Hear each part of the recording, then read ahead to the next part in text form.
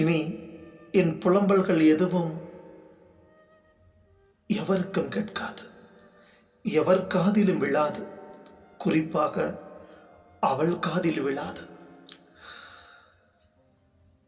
என் கதறல் சத்தம் இனி கல்லறைக்குள் முடிந்து போய்விட்டது. இப்போது நான் கல்லறை குடிசையில்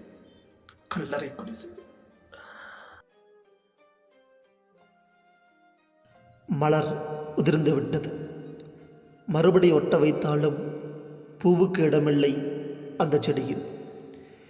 உதிர்ந்தது பூ மட்டுமல்ல, என்னோட காதலம்தான்.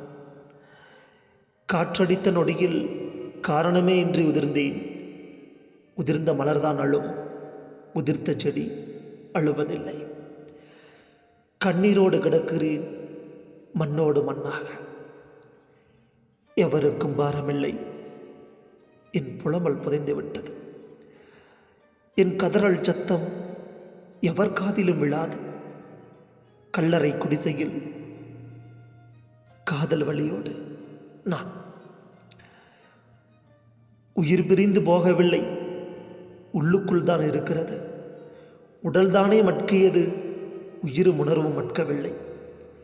காதல் நினைவுகளோடு கல்லறைக்குள் தவிக்கிறது. ஐயோ, சாலையோரம் யார் எனக்கு கல்லறை கட்டியது? காலையும் மாலையும் அவள் கடந்து போகும் போதில் கொலுசு மணி ஓசை கல்லறையினை துளைக்கிறது. செத்தும் நிம்மதியில்லை, சுத்துகிறது அவள் அசைவு. எழுந்தும் வர முடியல, உணர்வுகளை அடக்கவும் முடியல. கல்லறைக்குள் படும்பாடு கடவுளுக்கே தெரியலையோ.